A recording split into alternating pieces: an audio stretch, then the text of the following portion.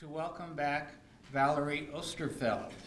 Valerie traditionally has done this session at the Dialogs. Unfortunately, last year she could not be with us due to moving houses and other joys that comes with that, but she is again back with us this year. She was just very recently appointed Associate Dean, Faculty of Law, University of Western Ontario. You all have a bio of her in your packet, but I will just now turn it over to Valerie. Thank you very much.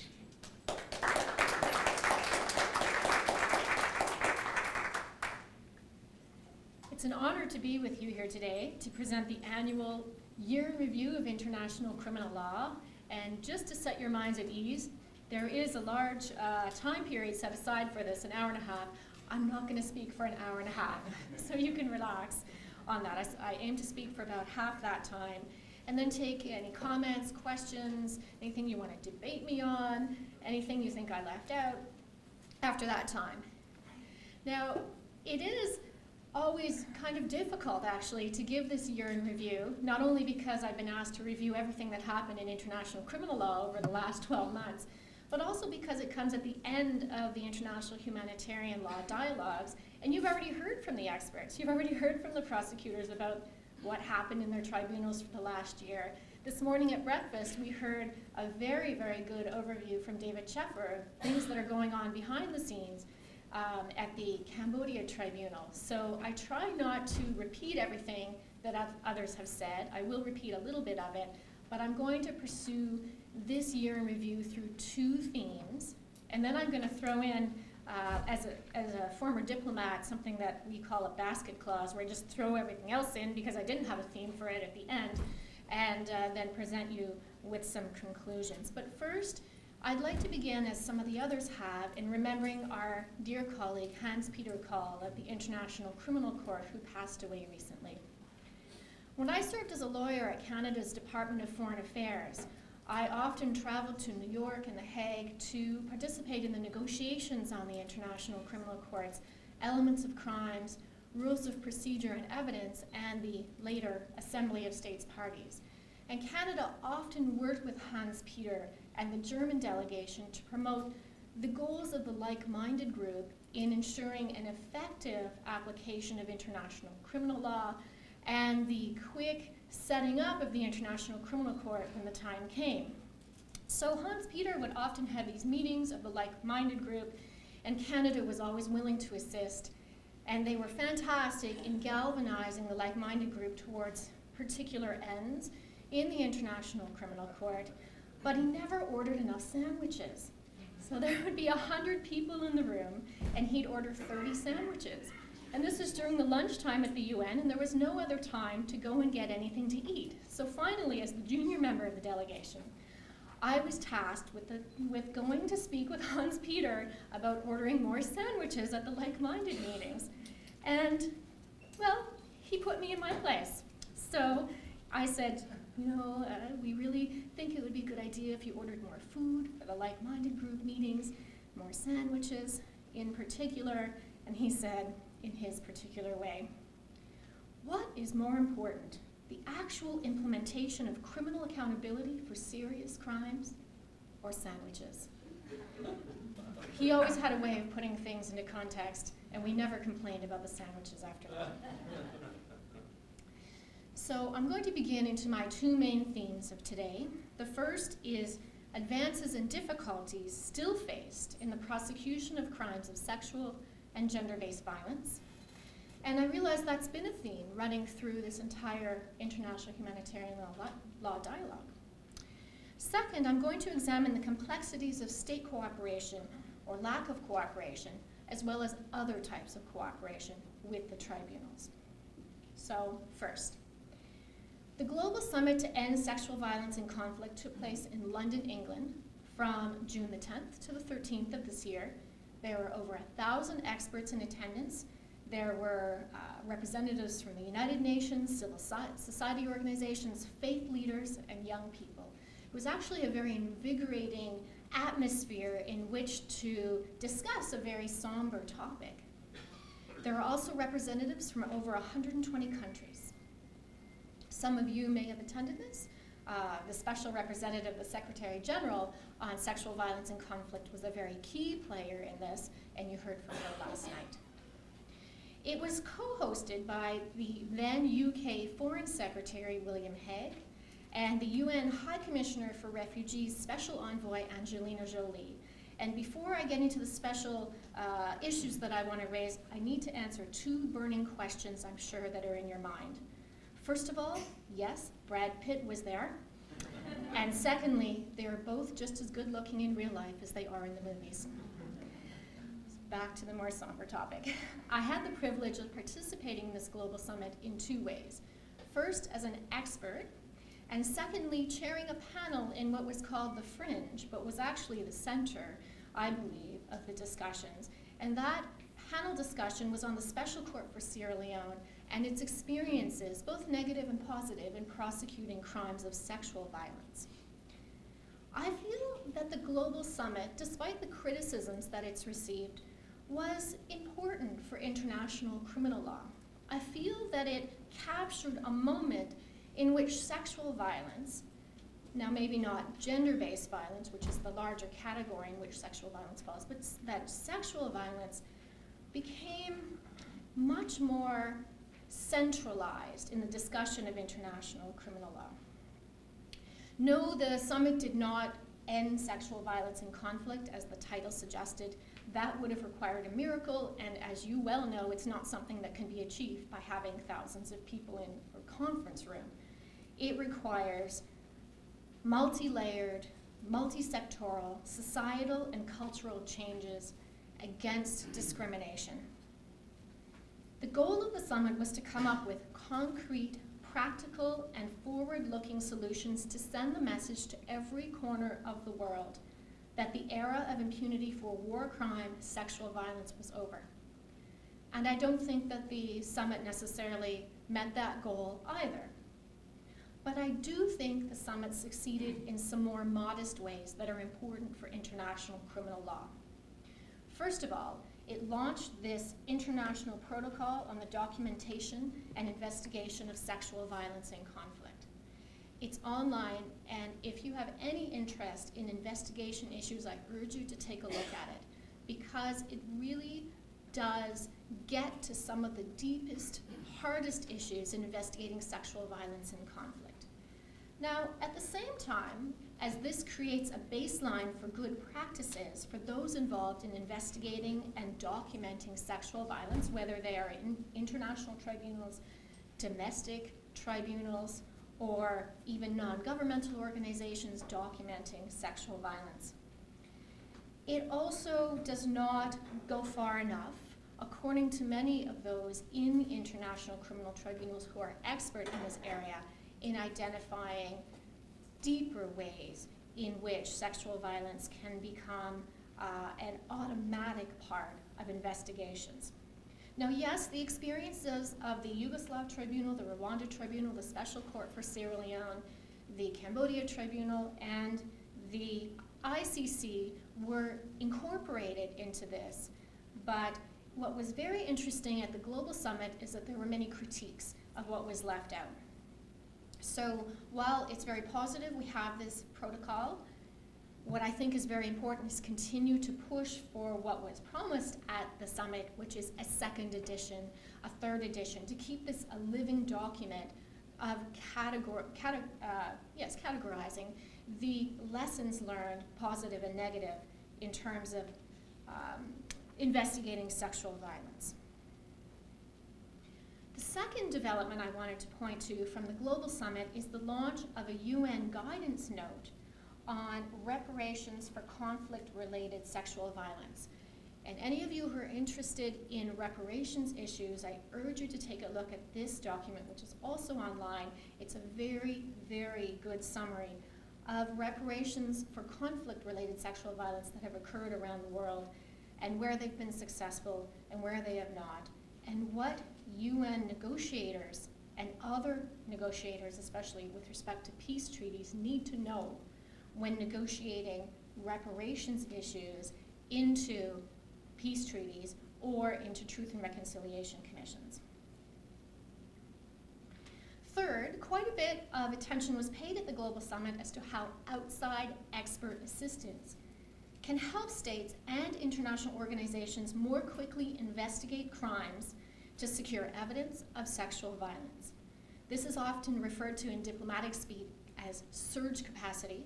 So at a point in time where a particular country, which is emerging from conflict, doesn't have the resources necessary to investigate, can be a surge of outside assistance to help that country secure the evidence that is needed. This discussion isn't necessarily new, but what's new is that it was at the level of the foreign ministers, and they were discussing it very seriously at the Global Summit with respect to surge capacity for sexual violence crimes.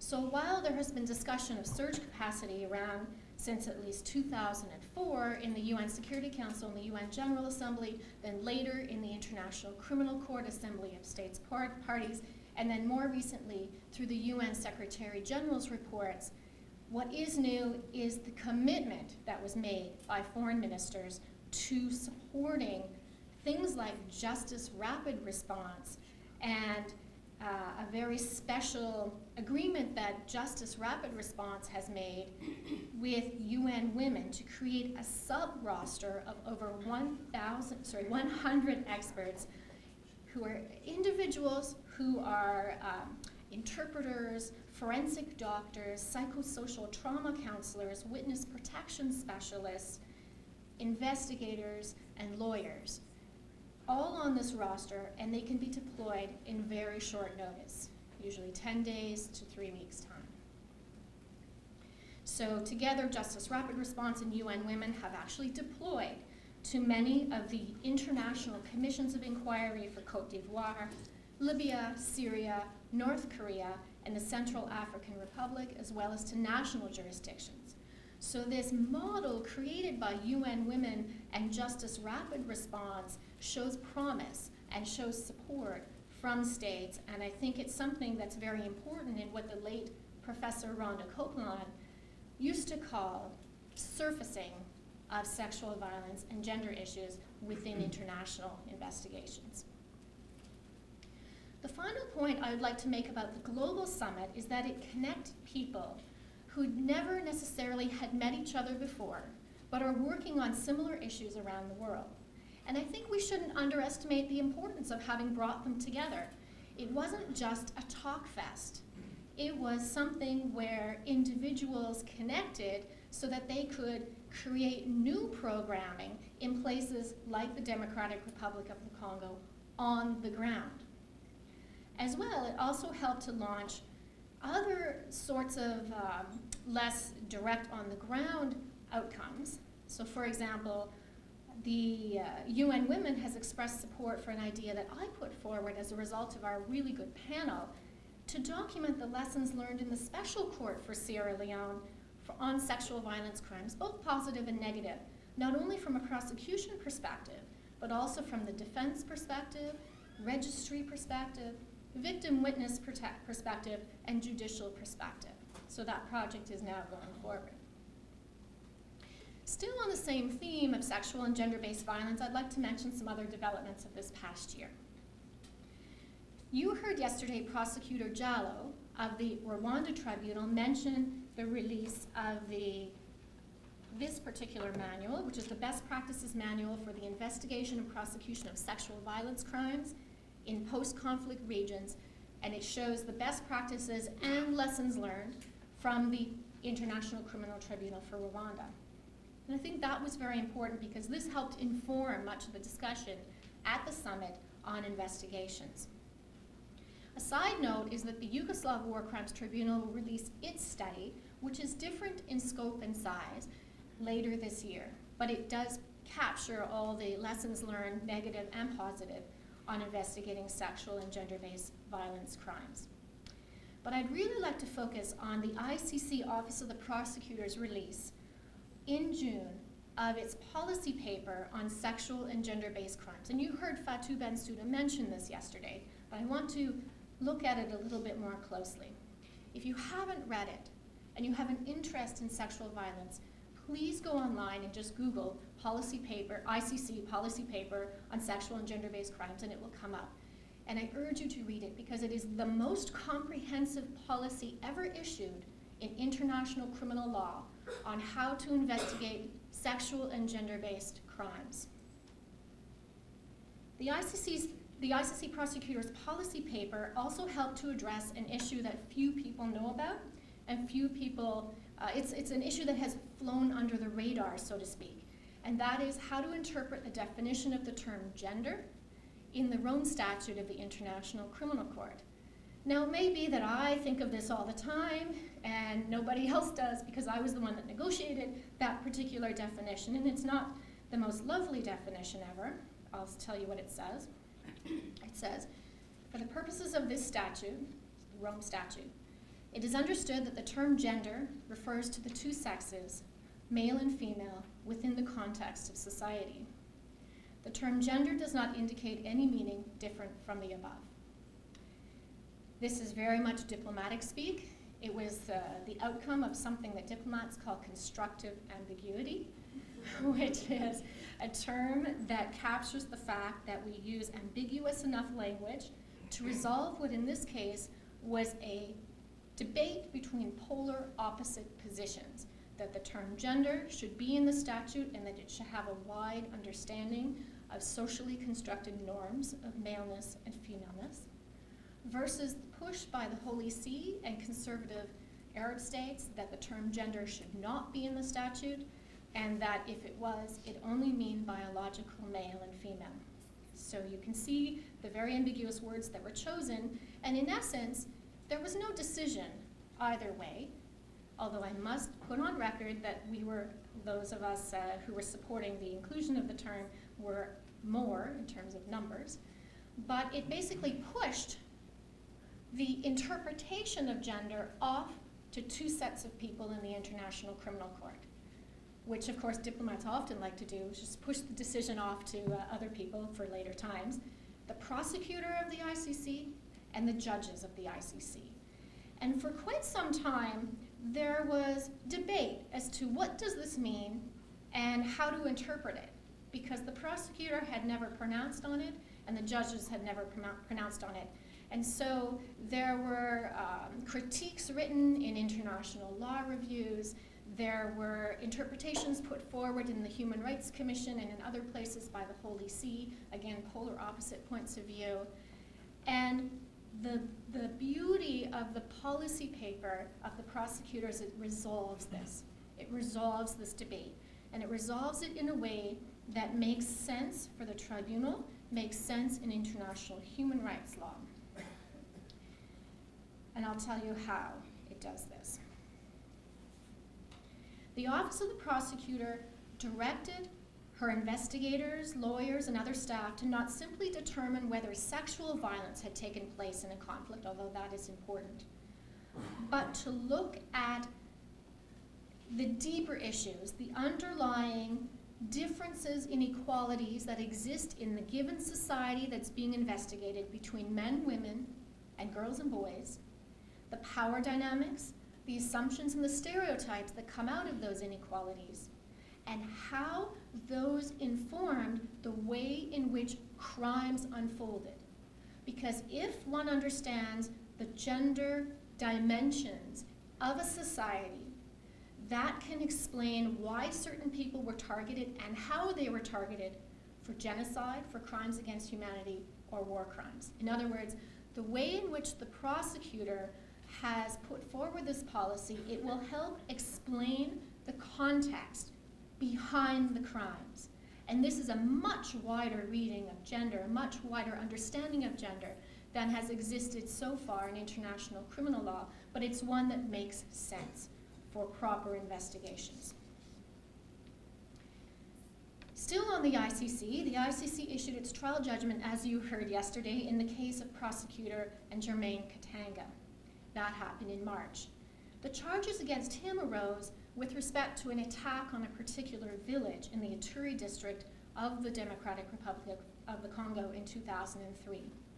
Katanga is the commander of the Patriotic Resistance Force in Ituri, and he was charged with 3 counts of crimes against humanity, specifically the prohibited acts of murder, rape, and sexual slavery, and 7 counts of war crimes, using child soldiers, directing an attack against the civilian population, willful killing, destruction of property, pillaging, sexual slavery, and rape.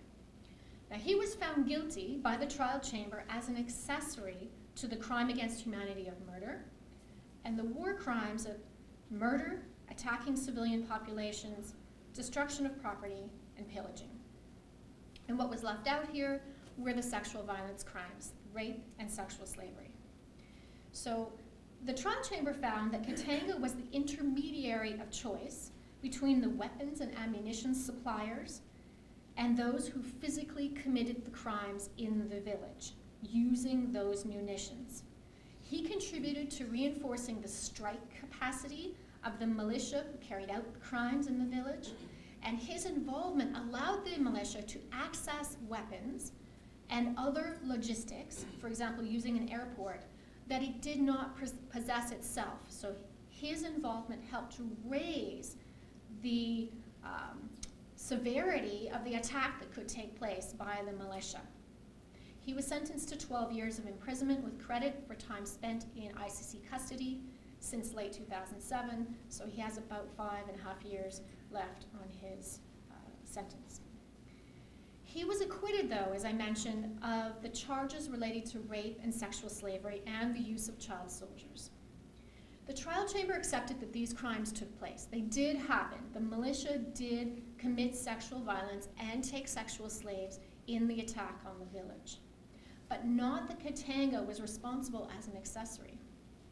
The Katanga trial judgment marks the first time that the ICC trial chamber has actually directly addressed sexual slavery and rape.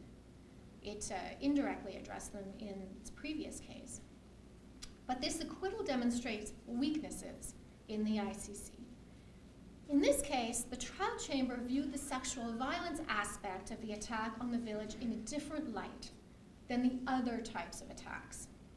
A majority of the judges concluded that Katanga's contribution reinforced the military's capacity to commit murder, for example, and it was foreseeable that the militia would murder and attack civilians, but that it was not foreseeable that they would commit rape or take sexual slaves. So Bridget Inder of the NGO Women's Initiatives for Gender Justice asked at the Global Summit, why? Why didn't the trial chamber consider whether Katanga knew that in the regular course of events in helping this militia, that sexual violence would occur, when they did ask that exact same question for murder, for pillaging, and all of the other crimes? She also asked why the court concluded that the rapes were not ethnically motivated, when the evidence showed that all the rape victims were asked about their ethnicity before they were raped, and they all lied, and they all admitted to the court that they lied because they were in fear of their lives, and that the militia didn't believe them and raped them anyway. So why wasn't that considered in terms of an explanation as to the underlying reasons for the rape? Kelly Askin of the Open Society Justice Initiative also reacted, noting that while most judges seem to accept that leaders and others can be convicted of crimes such as killings, torture, and pillage, even when they are far from the crime scene, and in this case, Katanga was not at the crime scene, there is great reluctance to hold individuals accountable for sex crimes unless they are the physical perpetrators. They were present when crimes were committed, or they can be linked to evidence encouraging these particular crimes, as opposed to generalized violence. And she concludes that the result is a double standard, perpetuating the view that rape is a byproduct of war instead of also an instrument of warfare. And I tend to agree that some judges, including in this case, seem to require evidence of a more deliberate intention to commit rape and sexual slavery than is required of other prohibited acts. This is not only a problem in the Katanga case, it has also come up in the Yugoslav Tribunal and in the Rwanda Tribunal as well. I mentioned that similar sorts of assumptions about what is foreseeable and what is not foreseeable in particular attacks have come up in the other tribunals, and I wanted to point now to some developments in those tribunals. case from the Yugoslav War Crime Tribunal, prosecutor in Vlastimir Dordovic from the ICTY, Dordovic was originally acquitted at trial of sexual violence charges. Now, the sexual violence charges in this case were charged as a form of persecution, as opposed to directly as rape, as a war crime, for example. But in January, the appeals chamber, let me step back a second. So he was originally charged with persecution through sexual violence, and he was acquitted at trial. So then it went to appeals, and the appeal was heard this past January. The appeals chamber decision came out this past January, and the appeals chamber said this: the trial chamber failed to evaluate the surrounding circumstances of the sexual assaults. That is, that these crimes occurred in the course of the forcible displacement of the Kosovo Albanian population. In other words, sexual violence was foreseeable as a part of the forcible displacement of the Kosovo Albanian populations. Considering the broader context, the appeals chamber ruled that the only reasonable inference that could be drawn from this evidence was that the sexual assaults were committed with discriminatory intent, therefore satisfying the elements required of persecution, and because he was part of a joint criminal enterprise pursuing a common purpose in which these crimes could occur, he willingly accepted the risk they would occur. In January, the ICTY's appeals chamber also similarly overturned acquittals on persecution committed through sexual violence in the Sejnovic case, and in the ICTR, in a slightly different iteration of this, in the Nagira Batwari case, the defense appealed a conviction of rape and argued that it was not foreseeable that rape would occur in the genocidal circumstances that were considered in that case. The prosecution responded quite strongly, saying that there were indicators of foreseeability. His position of authority, his anti-Tutsi speeches, and his awareness of the circumstances rendering rape possible. And we're waiting now for the appeals decision in that case. Michelle Jarvis is the ICTY's senior legal advisor. And one of the major statements that she made at the Global Summit in June was that international tribunals need to focus on this issue, prosecutors need to propose, and judges need to adopt a clear list of indicators showing that rape and sexual violence is foreseeable when other types of prohibited acts are also going on. So she gave some examples for if prosecutors could look at the issue of whether alcohol was freely available, because that tends to be an indicator that rape is likely to happen. The ICC made an interesting and progressive finding in the confirmation of charges decision in the case of Bosco Ntaganda. He's the former deputy chief of staff and commander of the Patriotic Forces for the Liberation of Congo in the Democratic Republic of the Congo. And he is charged with several counts of war crimes and crimes against humanity. And in March 2013, with 2 arrest warrants out, he voluntarily surrendered himself into ICC custody, surprising almost everybody. And the confirmation of charges hearing took place in February of this year. He was committed to trial in June when the pretrial chamber confirmed the charges against him. The prosecution alleges that Ntaganda is guilty of attacks on civilian populations in 8 different assaults that resulted in forced displacement, the recruitment and use of child soldiers, rape and sexual slavery of those child soldiers and of other civilians, attacks on protected objects, and pillaging.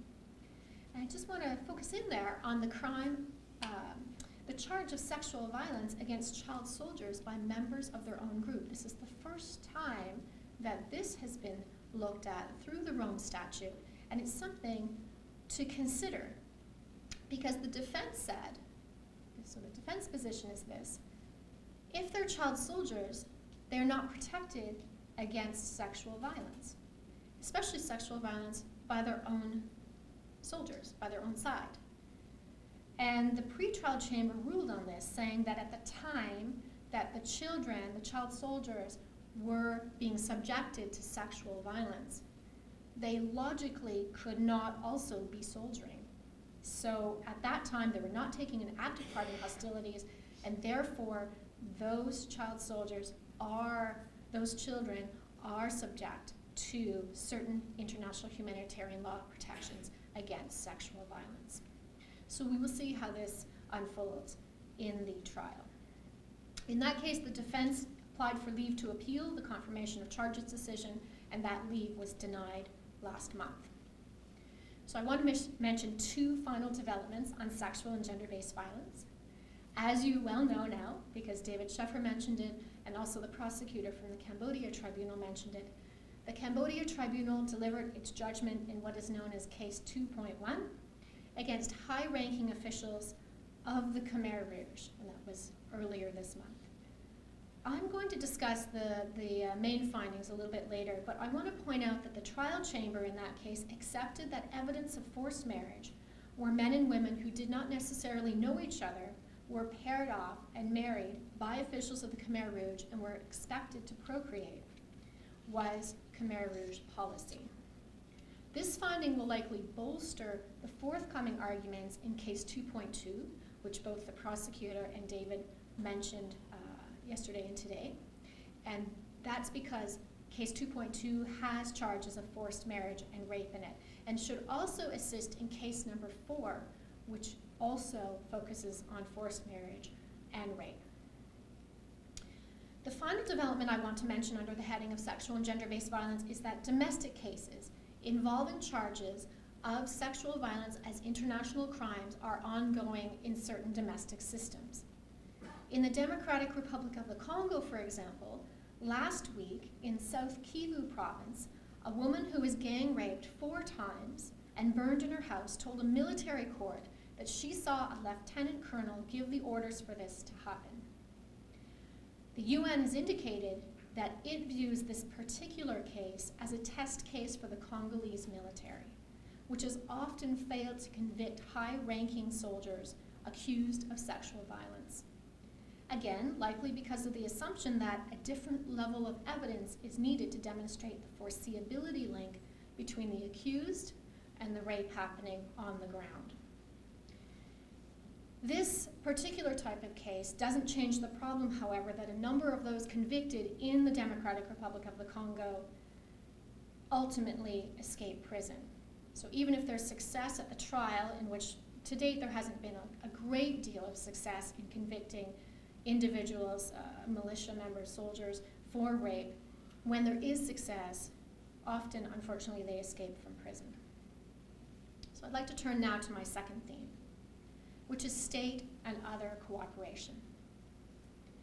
State cooperation is absolutely key. You've heard that, you heard it yesterday, you heard it this morning, to the effective functioning of international criminal law and international criminal tribunals in particular. State cooperation happens every day. We tend to see only the visible aspects of state non-cooperation, so I'd like to focus just for a minute on state cooperation that works. So yesterday you heard Ambassador Intelman remind us yesterday morning that states, for example, pay their portion of the ICC dues, usually on time and without fanfare, and that's a form of support. And also, there are states parties to the ICC who support the ICC in UN Security Council discussions. So that's a different form of support. In the in the residual special court for Sierra Leone, every day, the government of Sierra Leone assists that residual special court in carrying out its functions. And this doesn't need to really be said, because it happens below the surface and it runs relatively smoothly. And the same goes for the country of Tanzania and the Netherlands, doing many, many things to assist the Rwanda Tribunal, the Yugoslav Tribunal, the International Criminal Court, the mechanism of the International Criminal Tribunals, the Special Tribunal for Lebanon, and the Residual Special Court for Sierra Leone. And Fatou Bensouda yesterday mentioned how other countries like Belgium have assisted the International Criminal Court, and indeed that about half of ICC cooperation requests are issued to African countries, and for the most part, these countries largely respond positively. So under the surface, there is quite a bit going on and quite a bit that's working on state cooperation. But what is very visible is when states are not cooperating. And again, unfortunately, this year we had some very visible signs of that non-cooperation. You already heard yesterday that about half of the ICC's arrest warrants have not been implemented, have not been carried out by the states parties of the ICC. And yet Chad and the Central African Republic, both ICC states parties, so both have ratified the Rome Statute, purportedly allowed Sudanese indictee, the Minister of National Defense, Abdel Rahim Mohamed Hussein, to visit their countries in November. And the Sudanese President, Omar al-Bashir, who's also an ICC indictee, has visited or was suspected of visiting a mix of ICC states parties and non-states parties over this past year, showing that his travel is not particularly limited. Nigeria, Ethiopia, Saudi Arabia, Kuwait, the Democratic Republic of the Congo, Qatar, and Chad. So that's what we see on the surface. But not many people see that much is going on below the surface to address these visible signs of non-cooperation. The ICC does not sit idly by when these sorts of visits to states parties of the ICC happen. In fact, the pretrial chamber of the ICC reminded the states parties of their arrest warrant obligations, and also Ambassador Intelman does quite a bit in terms of diplomatic reaching out to those particular states and to other states to press those states parties to follow their obligations under the Rome Statute. As well, there are certain states parties of the ICC that have been appointed as focal points for the regions on non-cooperation, and they're expected to work at the high diplomatic and political levels. The ambassador from Norway to The Hague is the facilitator on cooperation issues and works with the Hague Working Group with respect to the ICC, and she is deeply involved in considering non-cooperation issues. So there are things going on that you may not have heard about or know about, but they have not created the success of having these indictees stop traveling or be arrested by states parties. Apart from actually executing these arrest warrants, the ICC registrar, Herman von Hebel, suggested in a July interview that states parties could do more in cooperating. Some of them are already doing a lot, but every one of them could do more. They could help in freezing assets. They could help in assisting with witness relocation. Now, we do know another instance of state non-cooperation, and that is of a state that's directly involved, state officials who are directly involved in the case, and that is the ICC Kenya case. And in that case, the state of Kenya has refused to cooperate in certain respects, providing documents, for example, to the prosecution, assisting with bringing witnesses forward, and this had to result in a trial chamber issuing a subpoena of 8 witnesses. The Special Tribunal for Lebanon has also experienced problems in securing cooperation from Lebanon in this case. So for example, the defense lawyer for one particular individual has submitted at least 119 requests to the Lebanese government for documents and materials related to the ongoing IHLD case. And President Marin of the International Criminal Tribunal for the former Yugoslavia told the UN Security Council in June that state cooperation in relocating witnesses continues to be the main state cooperation challenge. This was reiterated by the president of the International Criminal Tribunal for Rwanda, who called for immediate assistance and state cooperation to relocate 12 individuals who've been acquitted or finished serving their sentences, and they have no state to go to. He said the credibility of the ICTR is at stake. Prosecutor Jallo made the same point to the UN Security Council, also highlighting the need for cooperation to arrest the 9 fugitives that are still wanted by the ICTR. On another form of state cooperation, yesterday the residual Special Court for Sierra Leone's prosecutor, Brenda Hollis, urged states to provide financial support. That mechanism, that residual mechanism, which succeeded the Special Court for Sierra Leone in December, is funded by voluntary contributions. And she made a very good point yesterday, one that I think needs reiterating. And that is, the residual special court is very small, and it has a relatively very small budget compared to other tribunals and compared to the special court when it was fully operational. And her worry, which has come into pass, is that states are thinking, well, it's such a small budget, someone else is going to fund it. Someone else is going to cover that. So why should we do that? But I would add to that in my experience in government, and perhaps David Sheffer might reiterate this, I'm not sure, with respect to the Cambodia Tribunal, there are always new things on the horizon. And states are often attracted to funding those new things. So whether it's a disaster that's going on, or whether it's a new tribunal or something else, they prefer to be seen to be at the forefront, rather than funding this tribunal that's been around for so long and all the cases are done. So there will be, I believe, continuing serious difficulties in raising money for the residual special court for Sierra Leone because it's no longer sexy, so to speak. It's no longer carrying out the things that are in the news every day. But they're absolutely crucial issues that are being undertaken by the residual special court, protecting witnesses who are still at risk, protecting the archives, but also making the archives available to the Sierra Leonean and other publics, monitoring the prison sentences, and responding to requests like the one received from Charles Taylor he wanted to be transferred from the UK prison to the prison in Rwanda. These are absolutely necessary, even if they're not considered the most exciting aspects of international criminal law.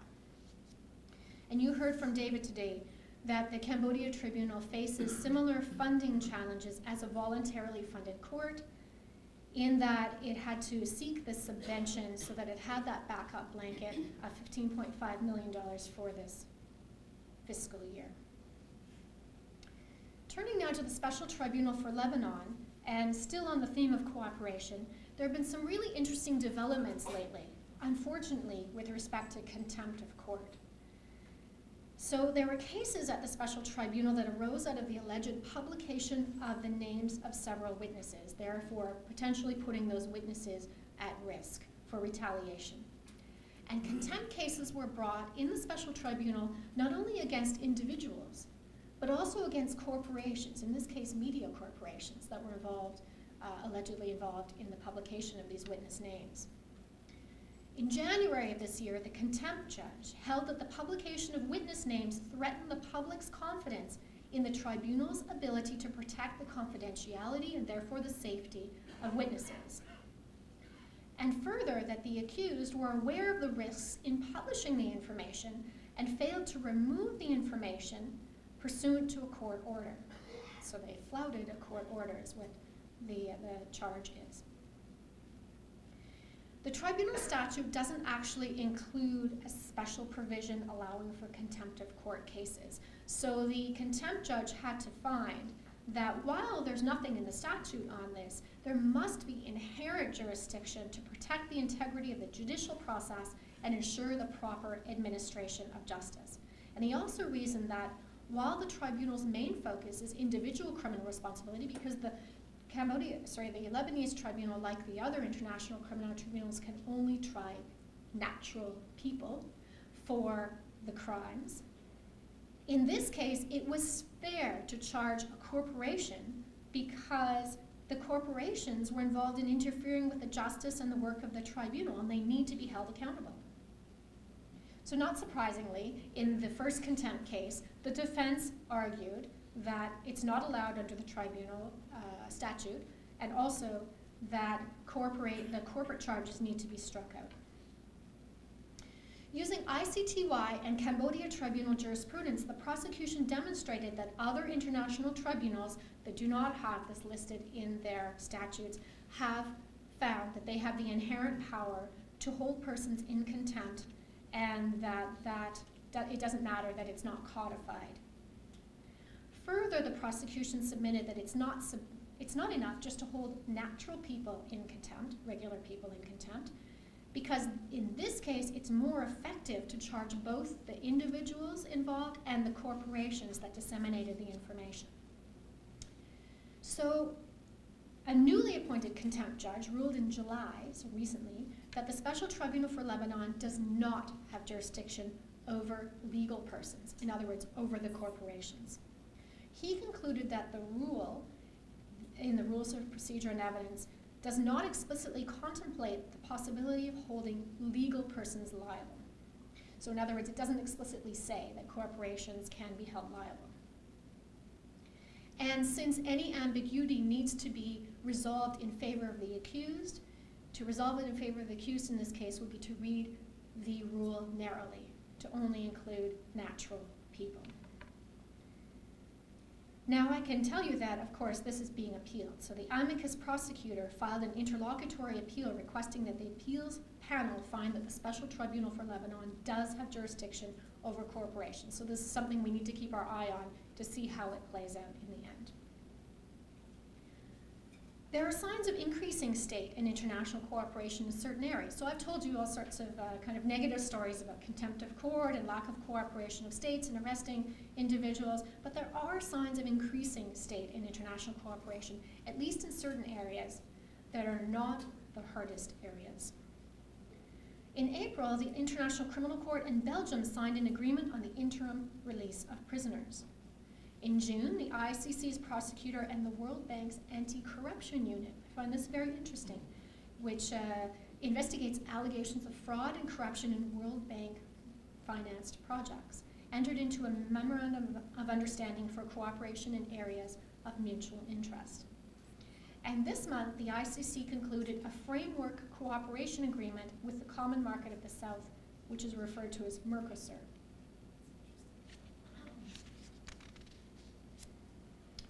So turning from my second theme, which was state cooperation, to my basket theme, which is interesting conceptual, procedural, and substantive developments of international criminal law, I want to point out a few things. In July of this year, so not that long ago, just about a month ago, the International Law Commission moved the development of a treaty on crimes against humanity from its long-term agenda onto its active agenda and appointed Professor Sean Murphy as the special rapporteur. For those of you who've been coming to these international humanitarian law dialogues for some time, you'll know that Professor Layla Sadat and an international steering committee have long been working to press for just such a thing. So it's something that we need to keep our eye on as it goes through the process of being considered by the International Law Commission. Now, someone asked yesterday, what's the difference between this particular proposed treaty and what we already have in the Rome Statute? And there are two differences that I'd like to point out. First, this is aimed at states.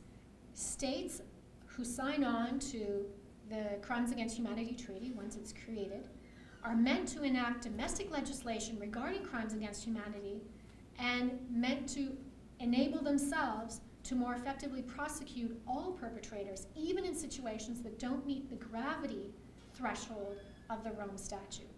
So it's meant to capture more than what can be done at the International Criminal Court. And secondly, because this is a state-oriented treaty, it's meant, or will be, it's meant to address interstate obligations with respect to the crime. So something for all of us to keep an eye on in future years in review. Turning to some procedural or logistical developments that I found quite interesting over this past year and that haven't really been mentioned yet. You know from Serge Brammert's discussion yesterday, or if you're following the ICTY, that Radovan Karadzic is on trial at the ICTY for his part in a joint criminal enterprise allegedly responsible for committing genocide against Bosnian Muslims and Croats. He's also charged with crimes against humanity and violations of the laws and customs of war. The defense concluded that case in May of this year, and the closing arguments are expected on September the 29th. An interesting procedural development in that case is that there's a defense motion to subpoena Ratko Mladic. He's a high-profile accused in another ongoing ICTY case. And Karadzic claims that Mladic refused to testify in Karadzic's case, but that he has valuable information to rebut the prosecution's case. Mladic submitted that he did not want to testify in Karadzic's case because this would violate a particular article of the ICTY statute and force him to testify against himself, as his indictment very much looks like that of Radovan Karadzic. The Chamber did, in the end, issue the subpoena, concluding that protection against self-incrimination does not preclude the possibility of a subpoena for a case involving charges against someone else. In another interesting development that bridges international criminal law and international refugee law, Trial Chamber 2 of the International Criminal Court had to decide the fate of 3 witnesses who had come from the Democratic Republic of the Congo to The Hague to testify in the Katanga and an associated case. Now, before they were transferred to testify at the ICC, they were imprisoned in the Democratic Republic of the Congo, pending charges. So the charges weren't laid, but they were pending. And thus, when they came to The Hague, they were held at the ICC detention center. All 3 of them applied for asylum in November. They claimed that their testimonies put them at risk because they implicated the president of the Democratic Republic of the Congo, and that when they returned to the DRC, they would be tortured and might even die. So you have 2 things going on, them serving as witnesses at the ICC, and they have asylum claims in the Netherlands. While the asylum claims were being considered, the lawyer for the witnesses applied last October to have the witnesses released from ICC custody on the argument that they hadn't been charged with anything in the Democratic Republic of the Congo, so their liberty was being violated in The Hague. And the ICC, the Netherlands and the Democratic Republic of the Congo had consultations on where these individuals should be held. Should they be held at the ICC detention center, or should they be let free to live somewhere in The Hague or stay somewhere in The Hague? Those consultations failed. But this issue highlights the ICC's competing legal obligations arising from a particular article of the Rome Statute, Article 93(7), which requires the continued detention of witnesses, certain witnesses, and return upon the completion of their testimony. And then another article in the Rome Statute, Article 21(3), on the application of international law, requiring the ICC to uphold international human rights. So in this case, the central issue became the issue of non-refoulement. So for those who work with refugees, you'll know quite well non-refoulement, which is that an individual is not to be returned back to torture or other serious human rights violations. The majority here concluded that the ICC concluded that if the asylum claims were denied, then the ICC would not violate its obligations regarding non-refoulement, as the Netherlands would not deny claims for asylum if there was a credible risk of torture. However, if the Netherlands granted the asylum claims, then the witnesses would be released by the ICC. The Chamber ruled that if it were to decide the issue in any other way, it would jeopardize the relationship between the ICC and the Netherlands, as well as the notion of state sovereignty. This decision was appealed, and in January, the Appeals Chamber ordered the immediate release of the witnesses back into the custody of the Democratic Republic of the Congo. So not release to roam around in Netherlands, but to go straight back to the Democratic Republic of the Congo. And the Chamber ruled that it had no jurisdiction over the detained witnesses' asylum claims, and that Article 21(3) of the Rome Statute requires that Article 93 sub 7 of the statute be applied and interpreted in conformity with internationally recognized human rights, but does not require the court to violate its own obligations under the statute. The witnesses had already served their purpose. They had already done their testimony in the Katanga and the related case. And they were then, and the next step was for the ICC to return them to the Democratic Republic of the Congo. And in fact, they were returned, but not until the ICC custody was transferred to Dutch custody so that the asylum claims could be reviewed. And in July, so just last month, the Dutch High Administrative Court upheld the first instance decision that the witnesses' claim to asylum did not succeed, that they should be returned to the Democratic Republic of the Congo, and that their claim did not demonstrate any credible risk of harm upon return. What I found interesting about this is the Dutch court also suggested that the ICC's Victims and Witnesses Unit should oversee the domestic proceedings against these witnesses in the Congo to assess their safety on their return. So adding, in essence, another responsibility upon the ICC that it did not necessarily foresee, that it has to continue to track the well-being of these individuals in the domestic processes in the Congo. All right, I'm nearing the end. Yesterday, the prosecutors provided a summary of all the substantive and other developments in their offices and tribunals over the last year. And I'm not going to repeat all of those, but I just want to point to a couple of them to reiterate how important they are.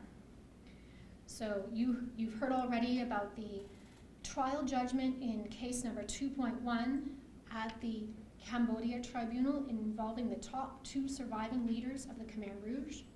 And the scope of this case was focused on the first part of the history of the Khmer Rouge.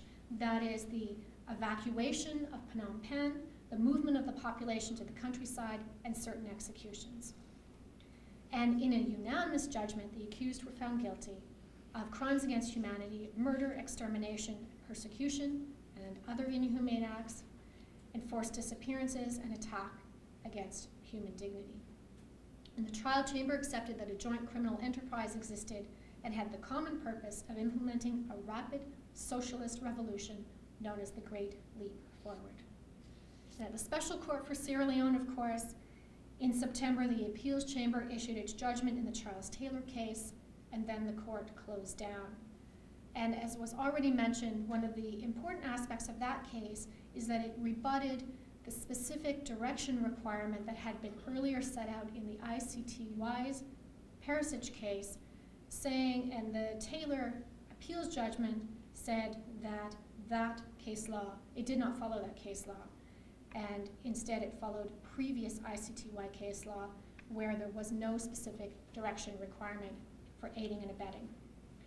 And then that was followed in the ICTY by case law saying the same thing in the Senovich case, and that leaves now, there's been quite a bit of academic commentary on the fragmentation of the appeals chamber on this specific direction requirement, and that's going to come to a head soon in the Stanisic and Simitovich case, where the appeals chamber is going to have to face the issue of whether or not specific direction is part of aiding and abetting again. And what's interesting about that is that the bench is composed of 3 judges who have already ruled on this, with 1 supporting it and 2 who did not support it.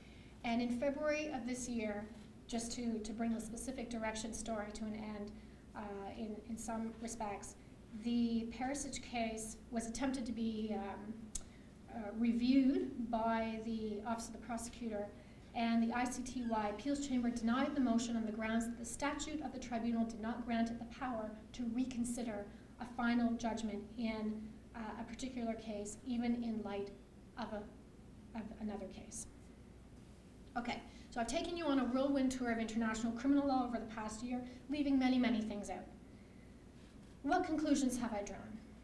On the issue of state cooperation, I feel that there are 2 trends evident. And I think I'd like to thank Richard Dicker of Human Rights Watch for discussing this with me yesterday. First, the Ukraine and Syrian crises have highlighted the fact that over the past year, the ICC does not have universal jurisdiction. And in fact, there are many, many states that are not parties to the Rome Statute, and that creates large zones of impunity in the world, including or involving permanent members of the UN Security Council and countries protected by permanent members of the UN Security Council. So while I outlined many, many positive things that are happening on state cooperation, there's also a glaring gap with respect to state cooperation in international criminal law more generally. all that positive state cooperation doesn't seem to have any effect on the Russias, Chinas, and Syrias of the world. As well, the issue of how to ensure cooperation of states that are party to the Rome Statute of the International Criminal Court is really complicated. It's perhaps more complicated than one would think in initially looking at it. So you have some states, parties that are not cooperating. They're not arresting the president of Sudan or the defense minister of Sudan. One of those countries is the Democratic Republic of the Congo, and it's a situation country in the ICC. So if the response is, well, Democratic Republic of the Congo is not cooperating in this respect with respect to its Rome Statute obligations, so we need to isolate and sanction the Congo, then what effect does that have on all the cooperation that is happening in the with respect to the Congo and the ICC in the ongoing Congo cases? So you see, perhaps there has to be a issue-by-issue determination on how state cooperation should be handled when it comes to state non-cooperation should be handled with respect to states parties of the ICC, because there are very complex issues at play, and one cannot have a one-size-fits-all response. But yet I don't want to forget the point of view of the ICC.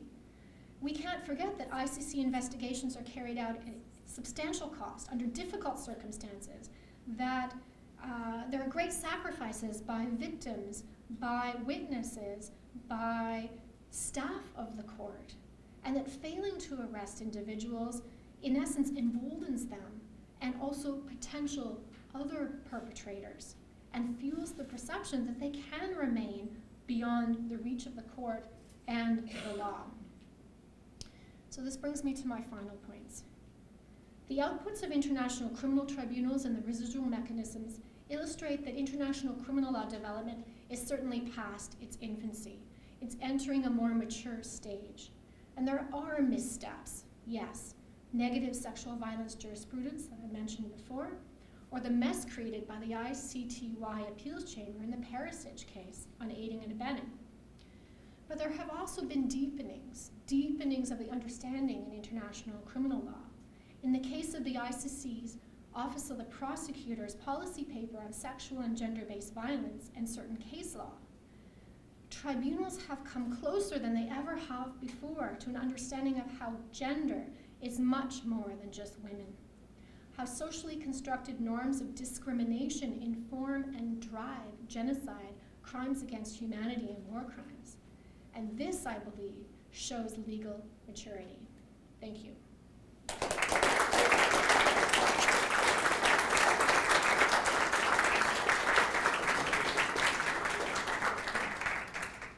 Questions, please, Yes. Comments? Yes, I wonder, does the ICC have the facility to follow up as directed with respect to the safety and security of these witnesses that have been subpoenaed and now returned to, I guess it's the Democratic Republic of the Congo? Can they do it?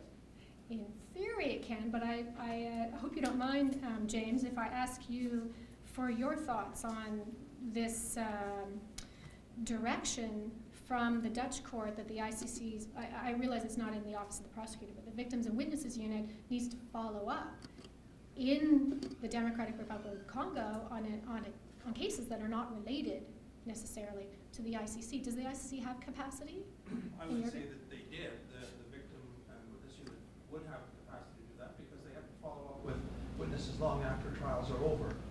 The witness protection responsibility that the court has extends well beyond the time that people have actually performed. It would be awful if they come in and testify and then we would drop them. That would be very discouraging to other people who might be called upon to cooperate with the court. So theoretically they certainly would. It's always a case of resources and contacts and relationships, but I think the VW is going through a transformation right now. They're installing a highly competent and experienced senior management, so I think that they would indeed have that ability. What I found really interesting about this, it was something that, to be honest, when drafting the Rome Statute and the Rules of Procedure and Evidence, that I don't remember any of us who were diplomats negotiating those having considered that form of follow-up. Rather, it was more imagined that the type of victim and witness follow-up would be, are you okay, are you being threatened? And it wouldn't be an ongoing kind of tracking of the cases before the domestic courts. Clearly, the Canadian government supported you in your career, and your law schools encouraging you to teach these courses, and obviously you have plenty of students who want to take them. You're uniquely positioned to let us know where Canada is in all this. I didn't see their name on any of those lists this morning. Neither did I. Good. I was looking for it. Yes. Canada has changed course somewhat in its overt financial support for international criminal justice, and has taken a, so it's changed course because the government has changed, and the government that initially was involved in promoting the International Criminal Court, the Special Court for Sierra Leone, and other tribunals was one where those tribunals were front and center of something called the human security agenda. With the change in government and the dropping of the human security agenda, tribunals are still being supported. So for example, a Canadian is still head of the management committee of the residual Special Court for Sierra Leone, and Canada still contributes financially in that respect. But its front and center involvement has certainly dropped. And I must say that the Office of the Prosecutor is probably not very happy at the ICC with Canada, because every year for the last few years, when the budget discussions come up, Canada has been pressing for no budget increase, which has an effect on the prosecution, because if the prosecution's budget is not increased and yet more things, there are more cases, there are more preliminary examinations, there are more cases going on, then what's going to give? And that more people have to be spread more thinly. So in that respect, again, Canada is not front and center in that. And that's all I'll say. Yeah, I just want to follow up on what you just said. It's been very disappointing to many of us on the coalition, where Canada was so supportive, so involved at the beginning of the whole process, that there's strong opposition to any budget increase. It was very disturbing to many people. I agree. With the turmoil over aiding and abetting, is there any thought about the impact of or on or alternative means of charging via command responsibility, and how do you think the two theories of liability will interact in the future? Well, one thing that I think that, I apologize, this isn't directly on the aiding and abetting controversy, but one thing that I think the Charles Taylor case has done is really raised awareness of the importance of other forms of charging that perhaps hadn't been paid as much attention to in certain quarters before. So planning and aiding and abetting have been shown to be viable forms or modes of liability for very high-level individuals who are far removed from the scenes of the crime. So I think that was a very important wake-up call in some respect to individuals who are thinking about these things, because it also shows that these are not lesser forms of liability. They're not, it's not terrible, to charge them in that direction. Of course, if a prosecutor could prove more direct liability, then I think prosecutors always prefer that. But in any respect, I think it opens the doors to consideration that, you know what, this is perfectly fair and fine to focus on these alternate forms of liability. Yes, go on, please. I was going to say that's one of the interesting developments, the greater flexibility on the part of pretrial chambers to permit alternative forms of charging. I gather, before I arrived, but I gather there was a problem with that conceptually at one point with the judges, but now that seems to have disappeared, and we have much more flexibility with respect to the modes of liability, and certainly one recourse that the Office of the Prosecutor has is to look at command responsibility. I think Article 28 responsibility as well as other responsibilities, because sometimes the evidence supports these different theories, and until the trial really develops and you get all of the evidence, the live evidence in and consideration of all the issues, it's hard to know how it's going to go. So if you want to inform the defense about what case they have to meet, it's better to have it up front than to try at the trial stage, which has happened, to vary your theory of liability and perhaps catch the defense somewhat on the back foot, which was one of the potential problems in the Chautauqua appeal. Chautauqua case, yeah. One of the features of the consideration that went into the resolution of that case and leaving it where it lay. Mm-hmm. Exactly. Yes, Second question, I'm sorry. that's okay. This question revolves around the witness protection. And the United States was on all those lists, and I know, we have policies for refugees who are fleeing from, persecutions of various kinds. How do we come down on allowing these people to refugee to the United States? And I'm sorry to be so stupid about Canada, but maybe you can let us know what Canada does about that too. I think the issue that you're getting at is witness relocation. So Yeah. if there's a witness who cannot remain in the country from which they're from or go to somewhere else within that country and still be safe, then the next step is to consider witness relocation. Now, witness relocation for obvious reasons occurs under great secrecy, confidentiality.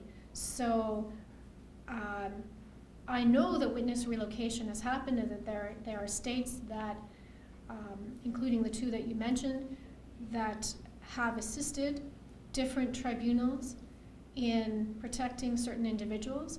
But because when they get relocated, sometimes they have to enter programs to change their identity. Obviously, these are not highlighted by the tribunals. So that does happen, but the witness relocation that is a serious problem in the ICTR is that there are individuals who were acquitted and individuals whose sentences have finished and they're still sitting in Tanzania with no other country to go to. And Tanzania feels, and I think rightfully so, that it has helped the ICTR so much over the years. Why should it be the place where these individuals settle? But Rwanda, they don't want to go back to Rwanda because they feel that they're at risk. And there's no other country in the world that wants to accept them. So it's that state responsibility that state cooperation where it comes to the really hard cases, where there's a lack of willing states to put their hand up. Now, there's a reason why. It's because if those individuals come in to particular states, then they're granted rights. But many states have programs that try to keep out war criminals or individuals who are suspected of having committed genocide, war crimes, and crimes against humanity. And in fact, they're not allowed. They're not allowed to gain citizenship in particular countries. They're not allowed to gain refugee status. So then an exception would have to be made to very important internal laws to allow those witnesses to get relocated. That's why it's so hard. But I don't have an answer. Is there any cooperation between the ICC and non-member states? Those states Yes, that with have the not- United States. Oh. Yes, there's a lot of cooperation between the ICC and the United States. Stephen Rapp is here. He could give us a summary of what that is. Do you want to mention a couple of? No, I mean, and we certainly encourage other non-members to assist in these cases. The U.S. does have laws. If you remember the 2002 law, the famous law people call the Invade the Hague Bill, the American Service Members Protection Act, which has been amended a few times. It basically allows the U.S. To assist on a case-by-case basis. And we have another law that prohibits us from funding the ICC, which causes a lot of complication with the Security Council referrals. But within that context, we made the determination that every case the ICC is now doing is one that we support. And then we look for ways, and we meet in The Hague every 6 weeks or so, and of course we've got a regular relationship with our legal counsel's office, our embassy in The Hague, and we discuss ways that we can help The most prominent way that became quite significant was on bringing fugitives to justice. And our own Congress last year expanded our rewards law. For a long time, we had a rewards law that said we could get up to $5 million for Rwanda and Yugoslavia fugitives. And in my position as ambassador at large, I paid 14 of those rewards in the last 5 years. So they are very valuable. We don't say who we pay, we don't describe the case because it's highly confidential. But our Congress in 2012 expanded that law to allow us to pay for ICC fugitives as long as we give notice to Congress. And so we've now expanded the list, and we'd included Bosco in Uganda, and maybe one of the reasons that he came into our embassy, although he didn't get a reward, you don't get one for turning yourself in, the chase was on, you know, and of course he had a lot of enemies, and so that became a way. And then of course we assisted together with our British and Dutch allies, particularly in Kigali, and the Rwandan government in getting him to The Hague. So that was a key way of bringing that enormously valuable fugitive to the ICC. But we also have the rewards out for Kony and his surviving cohorts. We're engaged in this effort in the Central African Republic and in DRC to bring Kony to justice, and we'd like to see him brought to justice before the court. We have a reward on Sylvestre Mutuchimura, the leader of the FDLR, the group that's the sort of remnant of the Rwandan genocide forces that's been a force for instability and mass atrocity in the DRC for 20 years.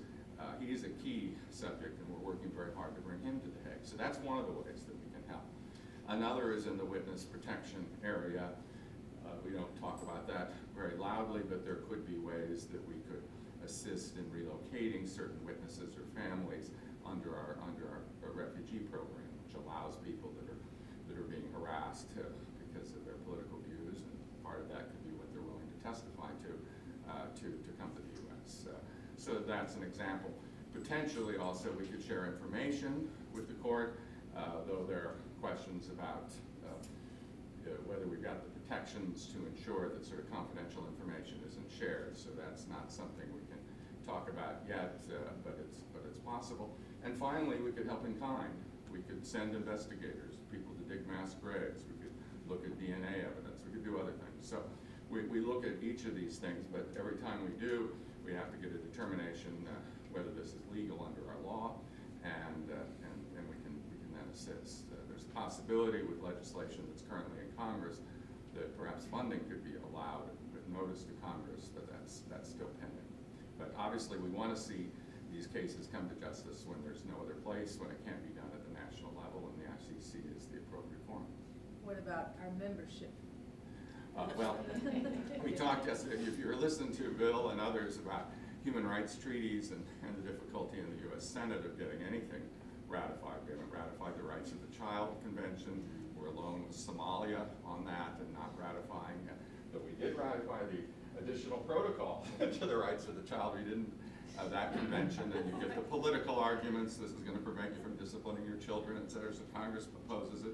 We couldn't get the Disabilities Convention ratified. We can't get the Law of the Sea Convention ratified, not all of which would be very supportive of our own interests. So it's very hard to look at a 2/3 vote of the Senate to have this kind of approval. But obviously engaging with the ICC and developing a good relationship with it, following the court as it makes its decisions about what cases are admissible and not admissible, getting assurance that it's not going to be politically motivated in the way that it pursues its cases, et cetera, will build confidence, I think, with the U.S. So that, you know, who knows what the future may hold, but this is a step-by-step approach. My fingers are crossed for the long term. Sorry, Oh, yes. just to add, I sat very late on Thursday evening, I guess, at my first Assembly of States parties, and one of the pleasures I had was listening to Stephen give his presentation on behalf of one of the non-state party attendees at the Assembly of States parties. You know where his heart is. I have a question here and a question there and over there. So, well, sorry. instead of a question, Or a comment, or a comment on what Ambassador Raff was just saying about the U.S. involvement, and that is that the American Bar Association has been playing a role. We have more than 400,000 lawyers that belong to the ABA, and for the last 3 years, in particular, we've undertaken some initiatives that relate to support by the U.S. government for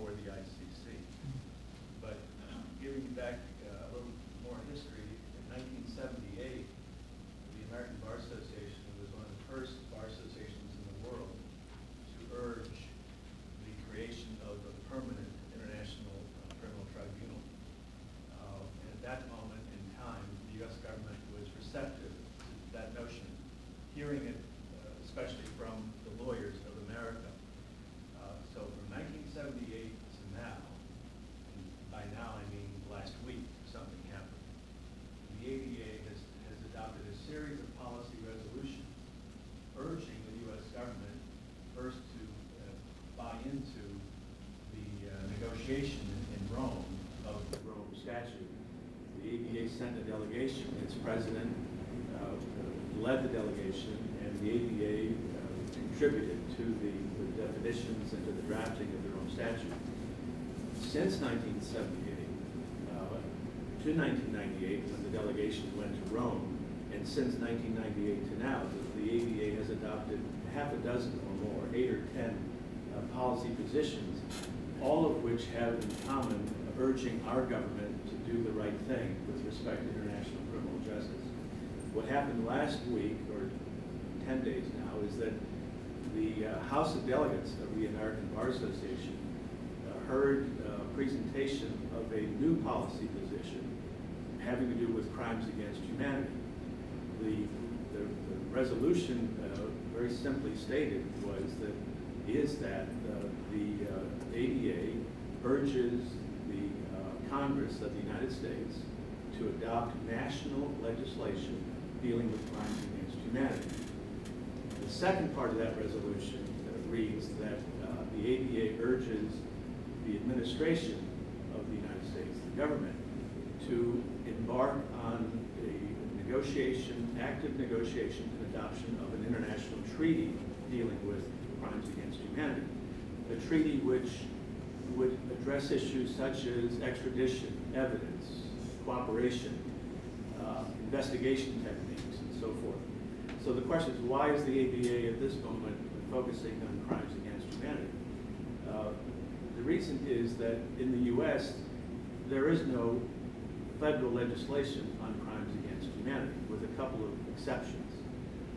And the idea is that first let me tell you that the American Bar Association House of Delegates, 650 delegates, hearing this presentation, and I was the one making the presentation, I should point out, voted without a single dissenting vote, which was a remarkable moment.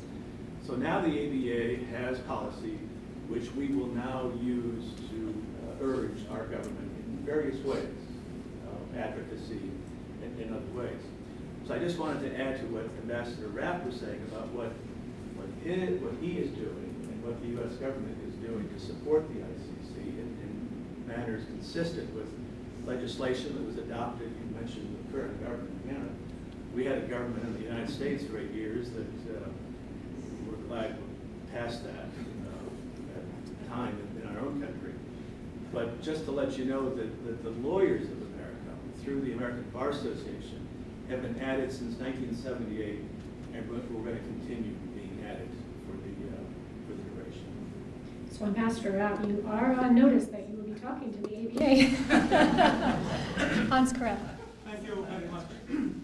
My question concerns the new rules of procedure that were adopted by the ASB last year. And you reflected on those.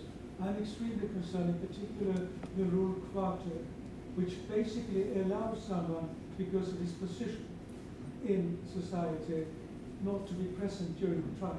In my view, that rule flies in the face of the explicit rules in the Rome Statute and should have been thrown out immediately by the judges of the ICC. It wasn't. And I'm asking particularly because I'm following the cases against Kenya. And I was chairing the drafting committee for the legislation that governed the coalition government in the country for 5 years. This was in February 2008. One of the members of this committee that I chaired that requested Kofi Annan was William Ruto.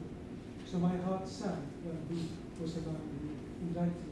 But in my view, this is very, very dangerous. And the attempts by certain African leaders to distance them from the court and even allow them not to be prosecuted. Kofi Annan, when he was asked about this in South Africa in October last year, his comment was that those who make these attempts deserve a badge of shame. I agree with you, Hans. I worry about the rule of procedure not contravening the provision in the Rome Statute about presence at trial. So I know in the talk yesterday by Ambassador Intelman, she referred to this, I believe, obliquely when she was talking about the politicization of the Assembly of States Parties and her hope that it would go back to becoming more of an administrative body than a political body. I think that there are political issues that arise within the Assembly of States Parties all the time. So I don't think the Assembly of States Parties will ever be a non-political body, but this was a particularly clear form of politicization of the functioning of the International Criminal Court. Can I say something? Oh yes, please. I think just that we've spoken a little bit about this, Hans. There was an effort, clearly, by the Assembly of States Parties to contain what was perceived as a very great deal of unrest and unhappiness on the part of certain African states. And I think when we talk about a politicized process, that's certainly what I observed. It was the first time I ever attended an Assembly of States Parties to see what was happening. And there is a process, a rather slow and cumbersome one, for amending the rules of procedure and evidence. And that had been followed in the case of a couple of the rules. And frankly, we were privately worried that at least one of those rules would not make it through because of the political turmoil that was going on at the time. Fortunately, it did. It's Rule 68, which essentially would allow us to put it in writing the testimony of witnesses who were intimidated or corrupted or somehow interfered with and therefore not testifying. So that was important for us as a fallback position. We wanted to see that preserved, and it was preserved. But the Rule 134 Quater, which is an unfortunate rule, was in essence, I think, a compromise to give those who are unhappy something without flying beyond the bounds, so to speak. What, of course, is interesting to me is that you've got this political play that's going on in the Assembly of States Parties. At the same time, you have a trial chamber that's dealing with the interpretation, and you have an appeals chamber which had given a very strict interpretation of Article 63, the requirement of presence in the Rome Statute. But the trial chamber has taken a much more expansive view of the interpretation of the rule. And we of course tried to make sense of the rule. We offered, as the Office of the Prosecutor, we offered an interpretation of the rule, a fairly tough application of the rule, if you will, that would fit within what the appeals chamber had said with respect to Article 63, and yet make sense of this Rule 134 Quater. We were unsuccessful in that argument. We applied for leave to appeal and we were denied.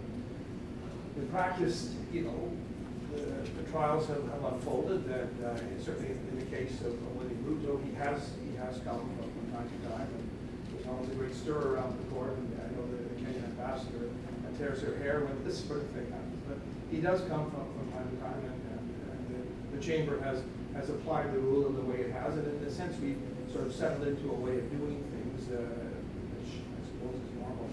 But it is a concern, and one would hope that in future assemblies of states parties we won't have that kind of thing. But I'm sure issues will blow up, and it can be frightening. I think the main concern that I would suggest we be alert to is the effort by certain states parties, driven by Kenya, to amend Article 27. I think there the line really does have to be drawn. And there has to be a staunch protection of the values that are enshrined in the statute. Well, thank you for that explanation. I'm sure that the prosecutor is doing what they can. But I mean, my experience from the bench just give me a very clear signal.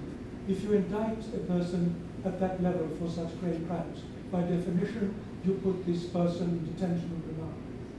It is impossible to conduct criminal cases against sitting heads of state or deputy secretaries of state. And the whole purpose of the Rome Statute is actually to get out the people that are sitting at the highest level.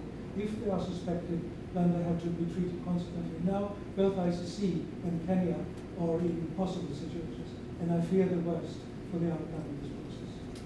I have one last comment to end our year in review. I just wanted to add two indirect means for the U.S. to support international criminal justice. And one is the principle of positive complementarity, assisting other nations in preparing their capacity to deal with all of these crimes. And then the other is a policy of preparing the conduct mass atrocity prevention and response operations, and the establishment of an atrocity prevention board within the U.S. government in order to identify those locations or those cases where it's appropriate to use military force or diplomatic force to help resolve those cases and to help gather evidence and secure those that are gathering evidence against those who committed atrocities. Your comments just remind me of something perhaps more modest than what you're talking about, but that is justice rapid response and the use of surge capacity rosters can help with positive complementarity as well. So, May I take just 60 seconds? sure, and then we're ending. Yes, on this subject, I want to bring to everyone's attention that, again, as I was saying earlier, the American Bar Association has been active in these areas, and on this one in particular, I want the group to know. The ADA has a Center for Human Rights, the American Bar Association Center for Human Rights. For the last several years, we've undertaken several initiatives, and on the question of complementarity, national complementarity, a year ago in Syracuse, Sicily, a group of 15 international organizations met, and by the end of that session, we agreed to form an international consortium, which is now in place. It's called the International Criminal Justice Consortium. These 14 organizations that have expertise not only in common law traditions, but civil law traditions, they include expert prosecutors, expert trainers of judges, and one of the objectives of the consortium is to assist, when asked, by national jurisdictions to use all of our resources from the consortium members to advance complementarity in the states. This is a key element of international criminal justice, and this consortium, on a pro bono basis, that is, there will be no charge for our expertise, and we're able to draw on the best minds in the world to assist not only national jurisdictions, the International Criminal Court, if asked, we will make available our resources, and other tribunals. So it's another way that I'm trying to tell you that not only the lawyers of America, but we now have this consortium, this worldwide effort of the legal profession and NGOs and organizations offering their resources and their help on issues such as complementarity building for the future. Thank you for giving me that additional time. And thank you all very much for coming to the year review.